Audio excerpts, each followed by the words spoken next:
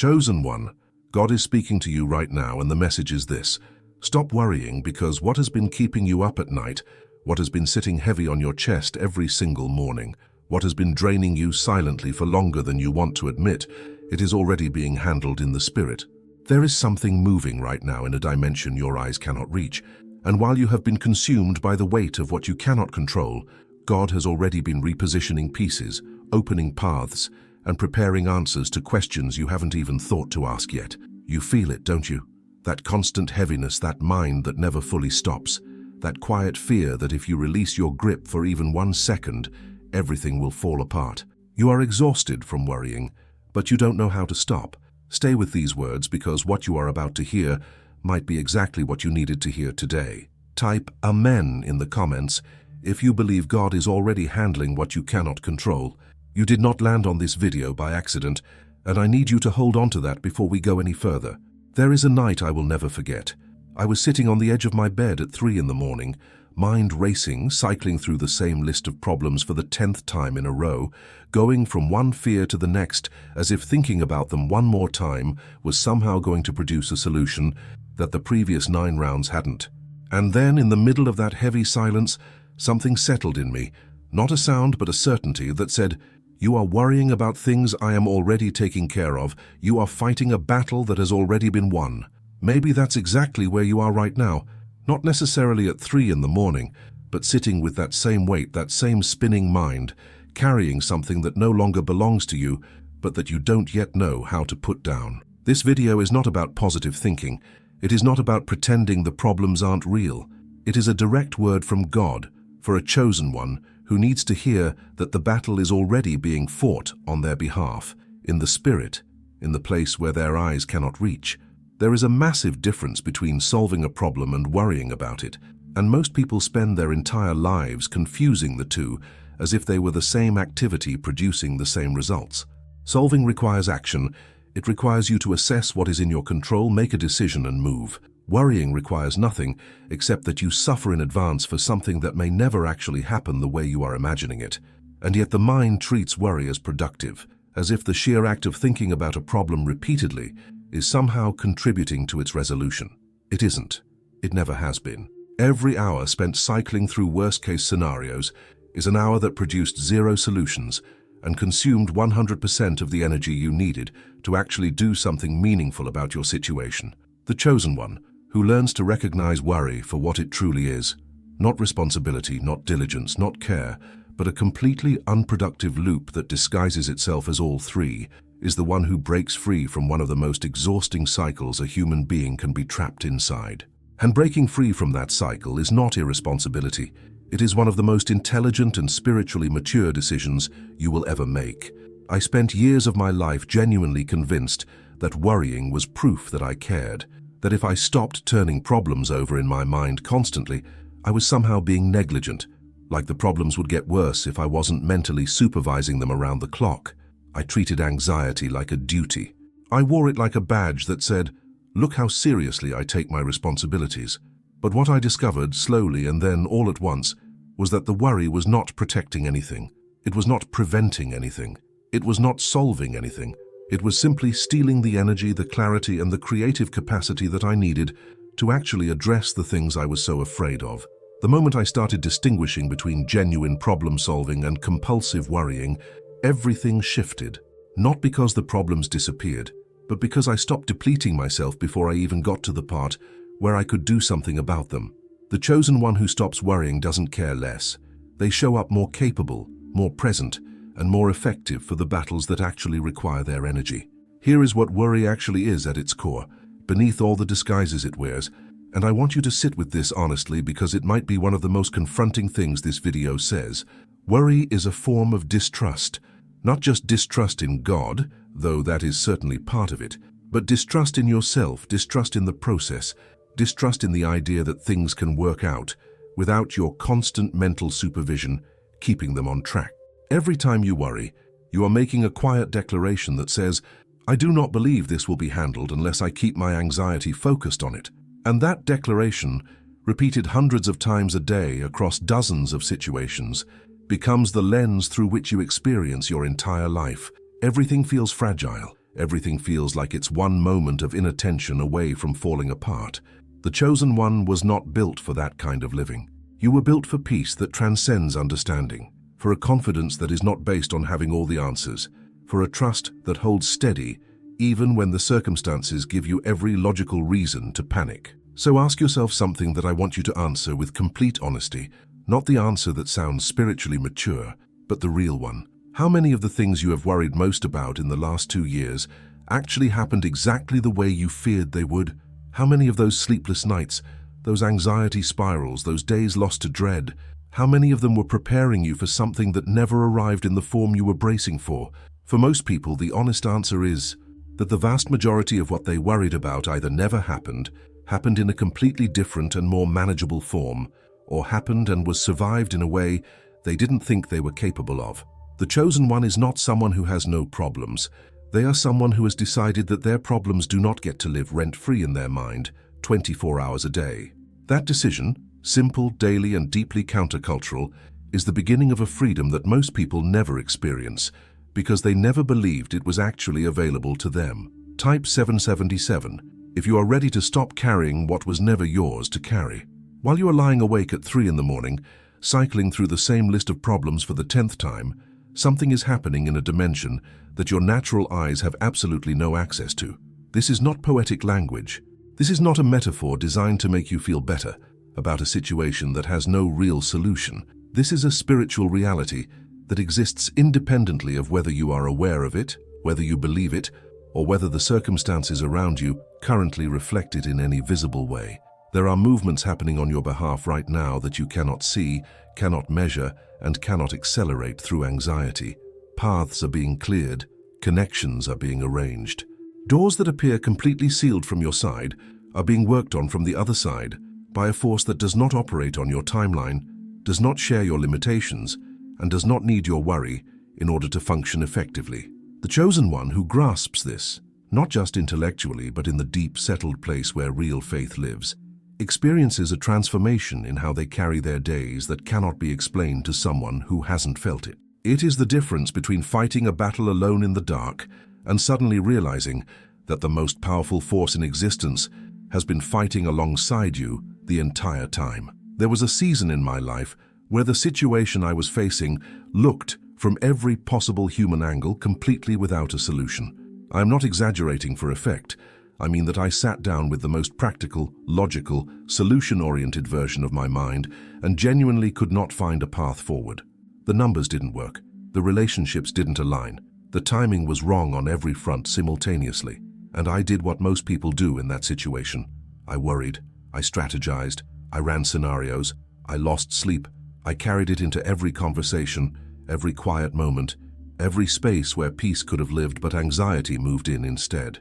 And then something happened that I could not have engineered, could not have predicted, and could not have produced through any amount of human effort or clever thinking. The solution arrived from a direction I had never considered, through a person I barely knew at a moment when I had finally exhaustedly stopped trying to figure it out myself. God had been moving the entire time. The only thing my worry had accomplished was making the wait more painful than it needed to be. The spirit realm operates on a completely different set of rules than the visible world you navigate every day. And understanding this difference is one of the most practically liberating things a chosen one can internalize. In the visible world, time is linear. Problems exist. Solutions take time to develop, and the gap between the two is filled with uncertainty. In the spirit realm, the answer to your problem already exists. The provision you are praying for has already been prepared. The connection you need has already been identified. The path forward has already been mapped.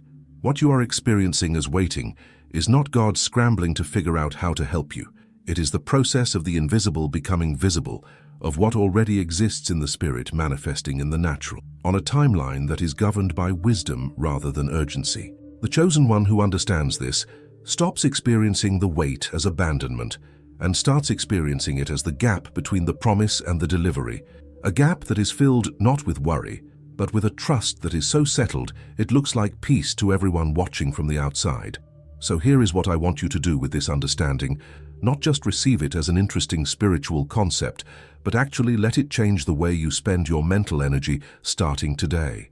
The next time you feel the pull toward the worry spiral, the next time your mind starts queuing up the list of everything that could go wrong and everything that hasn't been resolved yet, I want you to pause and say something deliberately, out loud if you can. It is already being handled.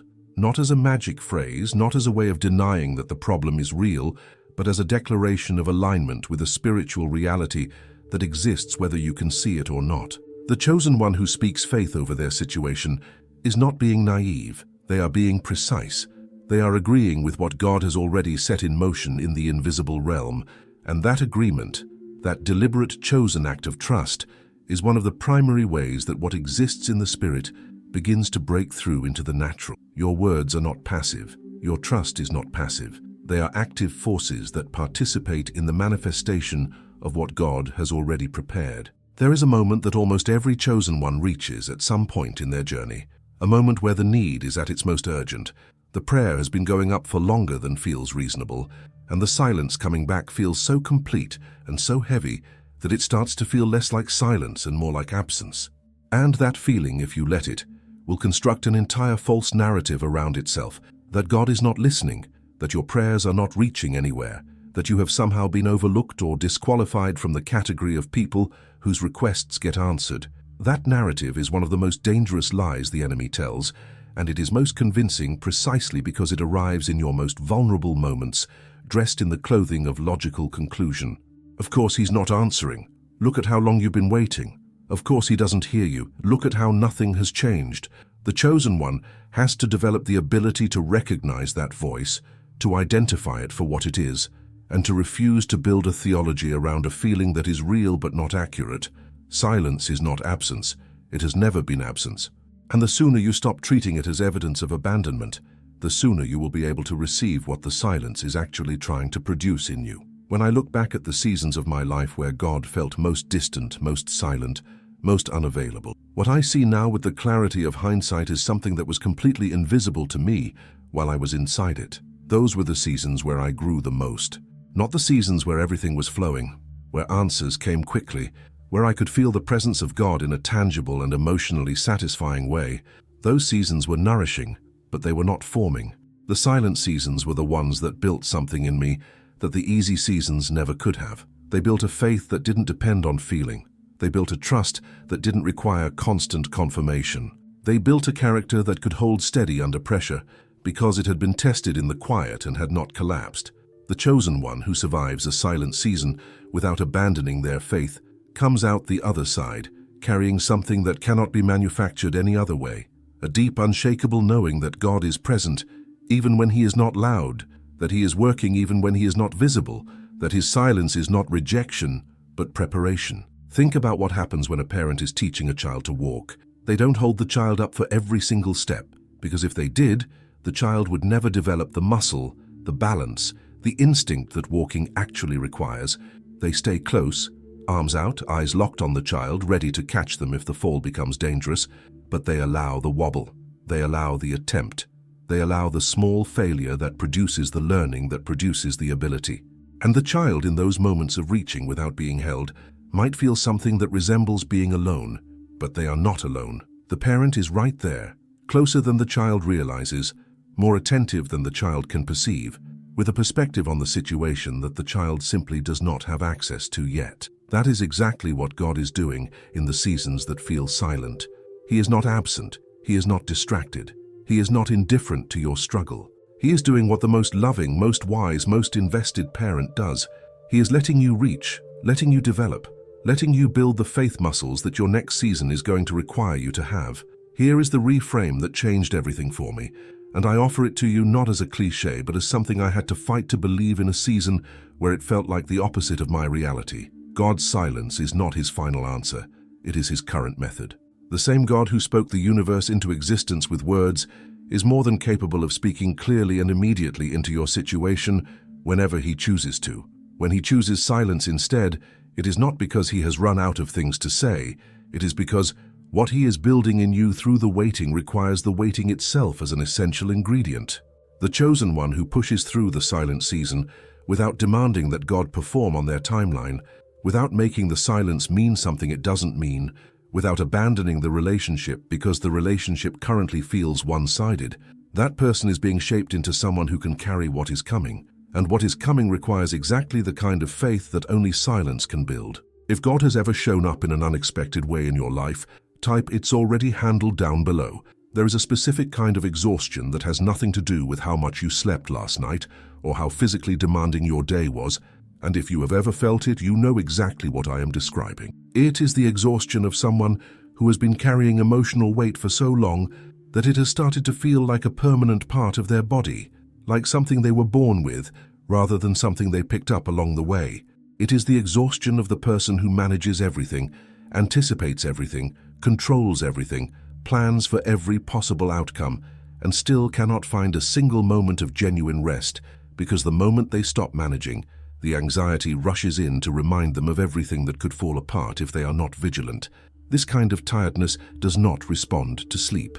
It does not respond to vacations or weekends or any amount of external rest, because the source of it is not physical depletion. It is the weight of carrying what was never designed to be carried by human hands alone. The chosen one was built for purpose, for impact, for a life of meaning and forward movement, not for the crushing, joy-stealing, dream-suffocating weight of trying to hold the entire world in place through sheer force of will and personal effort. I was the person who carried everything for everyone for years, and I want to be honest with you about what that actually looked like from the inside, because I think the honest version is more useful to you than the polished one. For my family, I was the one with the answers. For my friends, I was the one with the solutions. At work, I was the one who stayed late, who picked up what others dropped, who made sure nothing fell through the cracks on my watch. And I wore all of that as identity, as proof of my value, as evidence that I was needed, as the story I told myself about who I was and why I mattered. What I didn't see, because I was too deep inside it to have perspective, was that I had confused carrying with serving, confused control with faithfulness, confused exhaustion with dedication. The day I finally learned to release, genuinely release, not just say the words and then quietly take the weight back 3 hours later, was the day I understood for the first time in years what it actually felt like to rest, not the absence of activity, the presence of peace. And that peace was available to me the entire time. I just had too much in my hands to receive it. The weight you are carrying right now has an address, and that address is not your shoulders. It was never your shoulders. There is a transfer that is available to you, not as a religious concept to be admired from a distance, but as a practical, daily, moment-by-moment act of release that changes the actual physical and emotional experience of being you. And here is what makes the transfer so difficult for the chosen one, who has been carrying for a long time. Releasing the weight feels, in the moment, indistinguishable from being irresponsible. It feels like giving up. It feels like abandoning the people and situations that depend on you. The mind, which has been trained through years of carrying to associate control with safety, sends every alarm it has the moment you try to open your hands and let something go. But that alarm is not wisdom, it is habit. It is the nervous system of someone who learned early that if they didn't hold everything together, everything would fall apart. And it is lying to you, because the God who is asking you to release is the same God who holds galaxies in place without breaking a sweat. Releasing is not weakness. I want to say that again because I know there is a version of you that needs to hear it more than once. Releasing is not weakness. It is not passivity. It is not spiritual laziness dressed up in theological language. Releasing is the most courageous act of faith a chosen one can perform, because it requires you to trust something you cannot see more than you trust something you can control. It requires you to say with your actions and not just your words that you genuinely believe God is more capable of handling this than you are. And that belief, acted upon, lived out, chosen again every morning when the anxiety comes back and tries to reclaim its territory, is what creates the space for God to actually do what he has been waiting and willing to do all along. The chosen one who learns to release does not become less responsible. They become more effective, more clear-headed, more spiritually aligned, and more genuinely useful to everyone around them, because they are finally operating from a place of peace rather than a place of exhausted, anxious, white-knuckled control. Imagine trying to fill a glass that is already completely full. It doesn't matter how pure the water is. It doesn't matter how carefully you pour. It doesn't matter how desperately you need what you are trying to add. There is simply no room for it, because the space is entirely occupied by what was already there. A mind that is filled to capacity with worry operates on exactly the same principle. It is not that the guidance isn't coming. It is not that the clarity isn't available. It is not that God has stopped speaking or that the answers have stopped existing. It is that the channel through which all of those things are meant to arrive has been completely blocked by an occupant that refuses to leave. And that occupant is anxiety, wearing the convincing disguise of necessary concern. The chosen one who is constantly worried is not someone who has been abandoned by God or overlooked by providence. They are someone who is so full of what they are afraid of that they have inadvertently created a barrier between themselves and everything they have been praying to receive. And the most disorienting part of this is that the barrier is invisible. You cannot see it, you cannot point to it, but you feel its effects every single day in the form of confusion, stagnation, and the maddening sense that something is perpetually just out of reach. There was a period in my life where I look back now, and I can see with painful clarity exactly what was happening, even though I was completely blind to it while I was inside it. I was in a season of genuine opportunity. Doors were technically available, people were technically in my path, ideas were technically presenting themselves, but I was so locked inside my own anxiety about what wasn't working that I was functionally blind to everything that was.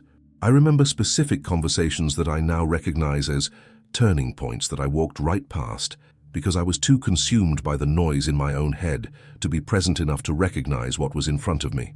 I remember ideas that surfaced and were immediately drowned out by the louder voice of everything that could go wrong if I pursued them. I was not in a season of scarcity.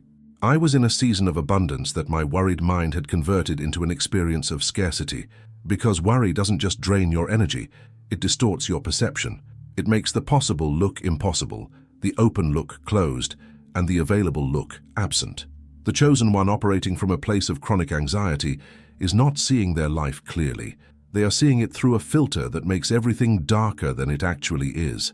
Here is the mechanism that nobody explains clearly enough, and I want to lay it out for you in a way that makes practical sense rather than staying abstract. Worry consumes cognitive bandwidth.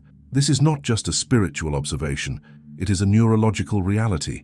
When your mind is occupied with threat monitoring, with running worst-case scenarios, with the constant background hum of what could go wrong, the parts of your brain responsible for creativity, intuition, pattern recognition, and open awareness are operating at a fraction of their capacity. This means that the person who worries constantly is literally less capable of seeing solutions, less capable of recognizing opportunities, less capable of receiving inspired ideas, and less capable of noticing the divine arrangements that God has placed in their path. The chosen one who clears the worry creates space, real, functional, neurological, and spiritual space, for the kind of perception that catches what others miss, that recognizes the hand of God in what looks ordinary, that hears the quiet nudge beneath the noise of daily life. Peace is not just emotionally pleasant, it is strategically necessary. It is the operating condition in which the chosen one functions at their highest capacity. So what does it actually look like to empty the cup? Practically today, in the middle of a life that has not stopped being complicated, it starts with a decision that has to be remade every single morning, and sometimes every single hour, because the mind does not surrender its worry habits without a fight. It starts with catching the moment when anxiety begins to build and making a deliberate, conscious choice to redirect. Not to suppress, not to deny, but to redirect. To take the thing you are worrying about and physically, verbally, intentionally, place it in God's hands through prayer that is specific rather than vague. Not just God help me, but God, I am handing you this specific thing, this specific fear, this specific outcome that I have been trying to control, and I am choosing right now to trust you with it. Then, and this is the part that most people skip because it feels too simple, you fill the emptied space immediately with something that feeds faith rather than fear. This could be a specific scripture that speaks directly to your situation. It could be worship that shifts your atmosphere. It could be gratitude deliberately chosen for what is already true and already good. The chosen one who practices this consistently does not become someone who never feels worry. They become someone who knows what to do with it the moment it arrives. Type I receive it if you are opening space right now for God to work in your life. Trust is one of the most used words in the vocabulary of faith and one of the least understood in actual practice. And I think the gap between how often we say it and how rarely we truly live it is one of the most honest things we could admit about our spiritual lives. Because real trust, the kind that actually costs something, the kind that produces the peace that surpasses understanding, is not the trust you exercise when circumstances are favorable and everything seems to be moving in the right direction. That's not trust. That's comfort. Real trust is what happens when the circumstances are unfavorable, when the evidence is pointing in the wrong direction, when every logical indicator is suggesting that things are not going to work out, and you choose, not feel, not hope, but choose, to believe that God is still in control and still working on your behalf. That choice made in the dark, made against the grain of what your emotions are screaming and what your logic is calculating, is one of the rarest and most powerful things a human being can do. And it is available to every single chosen one who decides that their trust in God is going to be based not on what they can see, but on who He has proven Himself to be. The hardest trust I have ever been required to exercise in my life was during a season where I had zero visible evidence that anything was going to improve. I want to be specific about that because I think the specificity matters. It was not a season where things were difficult, but showing signs of turning around. It was a season where things were difficult, and every new development seemed to make them more so. The practical circumstances were deteriorating. The relationships I was counting on were not delivering what I needed. The timeline I had in my head for when things should have resolved had long since passed. And in that season, I made a decision that I can only describe as the most deliberate, least emotional, most bone-dry act of will I have ever performed. I decided to trust, not because I felt it, not because the circumstances supported it, not because someone gave me a convincing argument, but because I made a choice on a specific day that the character of God was more reliable than the evidence of my circumstances. And from that decision, not from a feeling, not from a sign, not from a sudden change in circumstances, the turning began. Not immediately visible, but it began. The chosen one who decides to trust before the evidence arrives is the one who positions themselves for the kind of turnaround that cannot be explained by anything other than God. Here is what trust is not, because I think the false versions of trust are just as dangerous as the absence of trust, and the chosen one deserves clarity on this. Trust is not pretending the problem doesn't exist. It is not manufacturing a smile while internally collapsing. It is not the performance of peace for an audience while privately drowning in anxiety. It is not the spiritual bypassing that says everything is fine when everything is clearly not fine. Real trust looks the problem directly in the eye. It acknowledges the reality. It names the difficulty. It does not minimize the weight of what is genuinely hard, and then it makes a decision that exists independently of all of that. It says, this is real, this is hard, this is not what I would have chosen, and I trust God anyway. That, and is the most important word in the sentence. Not instead of, not despite, not after, and, the acknowledgement and the trust coexisting in the same breath. That is the kind of faith that moves mountains, not because it denies the mountain exists, but because it refuses to give the mountain the final word. True trust, lived out in the daily texture of a real life with real problems and real uncertainty, ultimately comes down to a single question that every chosen one has to answer for themselves in the quiet of their own heart. Is God who He says He is? Not in theory, not in theology, not in the version of faith that exists when life is easy, but right now, in this situation, with these circumstances, on this timeline that makes no sense to you. Is He good? Is He faithful? Is He capable? Is He present? Because if the answer is yes, and it is yes, it has always been yes, it will always be yes, then the worry is not just unnecessary, it is incoherent. It is the logical equivalent of hiring the most qualified expert in the world to handle your most pressing problem, and then staying up all night worrying about whether they are competent enough to handle it. The chosen one who settles this question, really settles it, in the deep place where it stops being a theological position and becomes a lived reality, discovers that peace is not something you have to manufacture or maintain. It is something you uncover when you finally stop blocking it with the weight of trying to do God's job for Him. There is an invitation being extended to you right now in this exact moment, and it is unlike any invitation you have received before because it is not asking you to do more, to try harder, to be stronger, or to figure something out that you haven't been able to figure out yet. Every other invitation life sends you requires you to bring something to the table. Your talent, your effort, your intelligence, your connections, your resources, your time. This invitation requires the opposite. It asks you to bring your empty hands. It asks you to arrive not with solutions but with surrender, not with answers but with trust, not with a plan but with a willingness to follow one that was designed before you were born and has been unfolding with precision ever since. The chosen one who has spent years being the capable one, the responsible one, the one who holds everything together, will find this invitation one of the most challenging things they have ever been asked to accept, because everything in their identity has been built around the value of doing, and this invitation is asking them to practice the discipline of releasing, not as a one-time dramatic gesture, but as a daily, quiet, repeated choice to open their hands and trust the one who has never once dropped what has been placed in his care. Every major transition in my life has been preceded by a moment of genuine surrender, and I want to describe what that has actually felt like in practice rather than how it sounds in a sermon, because the real version is messier and more honest and probably more recognizable to you than the polished version. Real surrender does not feel triumphant in the moment. It does not arrive with swelling music and a sense of spiritual accomplishment. It usually arrives at the end of exhaustion, when you have tried everything you know how to try, when you have held on as long as your grip could manage, when the gap between where you are and where you need to be has become so wide that the absurdity of trying to bridge it alone finally breaks through your pride and your control instincts simultaneously.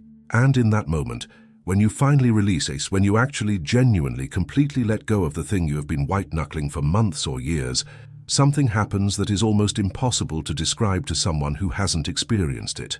The weight lifts. Not the circumstances necessarily, not immediately, but the weight of carrying them lifts. And what rushes in to fill that space is a peace so specific and so disproportionate to the situation that it becomes its own form of evidence that something beyond human psychology is at work. What is God asking of you right now, specifically, personally, in the situation that came to your mind the moment this video started, is not a mystery that requires years of spiritual discernment to uncover. You already know. It has been surfacing in your quietest moments for longer than you have been willing to admit. It comes up in the space between sleeping and waking, in the middle of prayers that start out asking for something else, in the moments when the noise of daily life drops low enough for the deeper voice to be heard. Maybe what he is asking is for you to release a specific outcome that you have been gripping so tightly that your entire emotional well-being has become hostage to whether it happens the way you decided it needs to happen. Maybe what he is asking is for you to forgive someone whose offense has become so embedded in your daily mental landscape that carrying it has started to feel normal, even though it is costing you more than you realize. Maybe what he is asking is simply for you to stop, to be still, to cease the striving long enough to remember that the God who created everything you are worried about losing is more than capable of sustaining, restoring, and redeeming every single part of it without your anxiety as a co-pilot. So here is where this all lands, chosen one, and I want you to receive this not as the closing of a video, but as the opening of a decision. The decision is not complicated. It does not require a special prayer formula or a particular emotional state or a level of faith that you feel you haven't reached yet. It requires one thing: the willingness to say yes to the invitation, yes to releasing what you have been carrying, yes to trusting what you cannot see, yes to the peace that is available to you right now, today, in the middle of the unresolved situation, before the answer arrives, before the circumstance changes, before you have any visible confirmation that things are going to be okay. Because they are going to be okay. Not because your situation is simple or your problems are small, but because the God who is handling it in the spirit is not limited by what your situation looks like from the natural side. The chosen one who says yes to this invitation does not become someone with a perfect life. They become someone with an unshakable peace in the middle of an imperfect one. And that peace, that settled, inexplicable, circumstance-defying peace, is the clearest sign that what God promised is already on its way. Chosen one, stop worrying. It is already being handled. Every sleepless night, every unanswered prayer, every moment you felt alone in it, God was there, moving in ways you couldn't see, working on things you couldn't reach. You were never meant to carry this alone. Close your eyes and say it out loud. God, I give this to you. I trust it is already handled. I choose peace. Amen. If this reached you today, it wasn't by accident. Drop a like. It helps this word find another chosen one who needs to stop worrying and start trusting. Subscribe and turn on the bell. What's coming next is for those ready to walk in peace into their next season.